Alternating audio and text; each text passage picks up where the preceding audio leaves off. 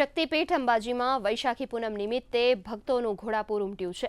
આ પ્રસંગે વનવાસી ક્ષેત્રના ગામડાઓમાંથી આદિવાસી ભાઈ બહેનો પરંપરાગત વસ્ત્રોમાં સજ્જ થઈ વાજિંત્રોના નાદ સાથે માતાજીના દર્શને પહોંચ્યા હતા। અંબેમાના દર્શને આવેલા આદિવાસી લોકો હવે માતાજીને પશુબલિ ચઢાવવાની પ્રથાને બંધ કરીને માતાજીને શ્રીફળ અને સુખડીનો પ્રસાદ ધરાવી રહ્યા છે। જય અંબેના નાદ સાથે શક્તિપીઠમાં વનવાસી સંસ્કૃતિ અને આસ્થાનો અનોખો સંગમ જોવા મળ્યો હતો। ભટ્ટજી મહારાજે જણાવ્યું હતું કે આ વનવાસી બંધુઓ આજના દિવસે આગલું વર્ષ કેવું જશે તેના શુકન પણ જોતા હોય છે।